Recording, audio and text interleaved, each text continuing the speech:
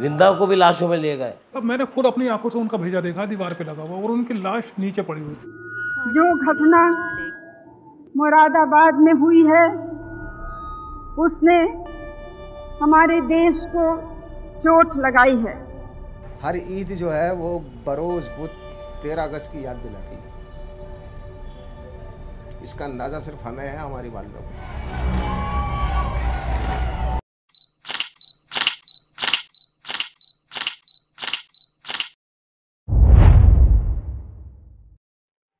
क्या आपको पता है आजाद भारत में भी एक जालियांवाला बाग जैसा हत्याकांड हुआ था, जहां पुलिस ने सैकड़ों निहत्थे लोगों पर गोलियां चला दी थीं।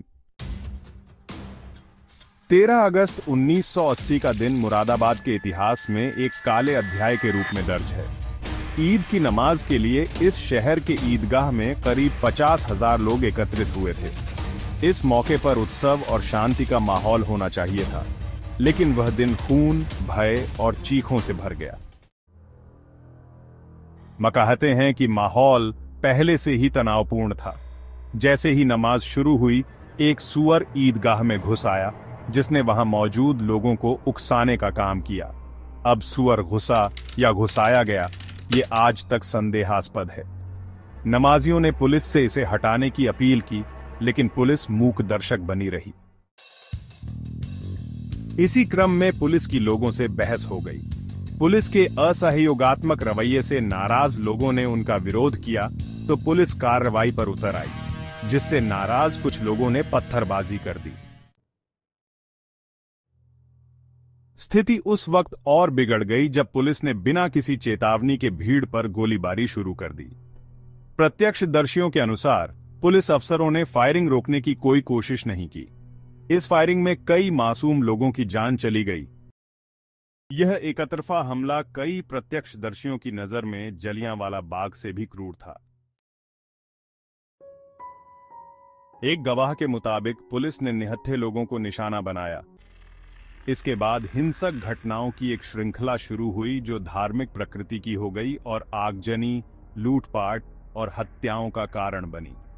पत्रकार और भाजपा सांसद एमजे अकबर ने अपनी किताब राइट आफ्टर राइट में लिखा है कि यह घटना हिंदू मुस्लिम दंगा नहीं थी, बल्कि एक कट्टर सांप्रदायिक पुलिस बल द्वारा मुसलमानों का एक सुनियोजित निर्मम नरसंहार था, जिसने इसे हिंदू मुस्लिम दंगा बनाकर अपने नरसंहार को छिपाने की कोशिश की। नवंबर 1980 तक हिंसक घटनाएं जारी रहीं। कुल मौतों की संख्या अनिश्चित है। न्यायमूर्ति एमपी सक्सेना समिति की रिपोर्ट में सांप्रदायिक दंगों में 83 मौतें पाई गईं। हालांकि अनौपचारिक रिपोर्टों का दावा है कि मरने वालों की संख्या सैकड़ों में है।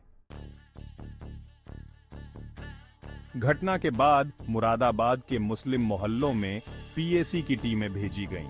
उन्होंने घर घर तलाशी ली और निर्दोष लोगों को बाहर निकालकर बुरी तरह मारा पीटा। कई परिवारों के लिए यह भयानक अत्याचार था। अधिकारियों का कहना था कि यह कदम दंगों को रोकने के लिए उठाया गया, लेकिन कई रिपोर्टों के अनुसार यह हिंसा के खिलाफ हुई प्रतिक्रिया से अधिक एक सोची समझी कार्रवाई थी। घटना के बाद उत्तर प्रदेश प्रांतीय सशस्त्र बल यानी पीएसी को, जो मुस्लिम विरोधी पूर्वाग्रह के लिए जाना जाता है, मुरादाबाद में तैनात किया गया। पीएसी कैंप के बगल में स्थित केंद्रीय पुलिस बलों के कैंप में रहने वाले एक किशोर गवाह ने गवाही दी कि पुलिस ने मुसलमानों पर गोलियां चलाईं। दंगों के सैकड़ों आरोपियों को, जिनमें सिर्फ मुसलमान शामिल थे, पीएसी ने घेर लिया। पीएसी कैंपस में लाया गया और बसों से उतरते ही उनकी पिटाई की गई। कुछ मामलों में बसों में ही पिटाई शुरू हो गई थी।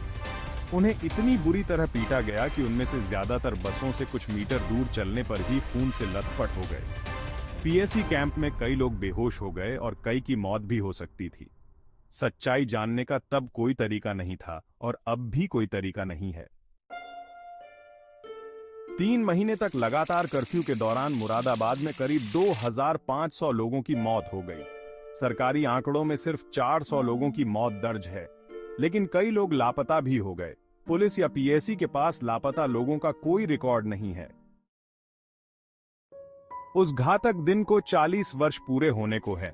लेकिन मुसलमानों पर एकतरफा पुलिस हमले तथा इकोनॉमिक और पॉलिटिकल वीकली सहित प्रमुख समाचार पत्रों और साप्ताहिक पत्रिकाओं द्वारा की गई लीपापोती की संस्थागत स्मृति बहुत कम या बिल्कुल भी नहीं बची है। इस नरसंहार के बाद मुरादाबाद का मुस्लिम समुदाय न सिर्फ अपनों को खो चुका था, बल्कि उनके कारोबार भी बर्बाद हो चुके थे। मुरादाबाद के मशहूर पीतल उद्योग को इस हिंसा ने भारी नुकसान पहुंचाया। महीनों के कर्फ्यू और अशांति के चलते कई लोग कंगाल हो गए।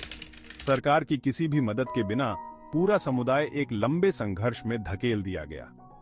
द हिंदू के अनुसार इस हत्याकांड ने भारत में मुसलमानों के बीच गहरी असुरक्षा का माहौल बना दिया। पुलिस की क्रूरता ने सांप्रदायिकता की आग को और भड़काया और कई जगहों पर हिंदू मुस्लिम रिश्तों में तनाव पैदा कर दिया। इस घटना ने केवल मुरादाबाद ही नहीं, बल्कि पूरे भारत में सांप्रदायिक सौहार्द को गहरी चोट पहुंचाई। मुसलमान समुदाय में पुलिस के प्रति अविश्वास बढ़ गया। उन्हें लगा कि वे सुरक्षित नहीं हैं और पुलिस, जो उनकी रक्षा के लिए है, उसी ने उन पर हमला किया।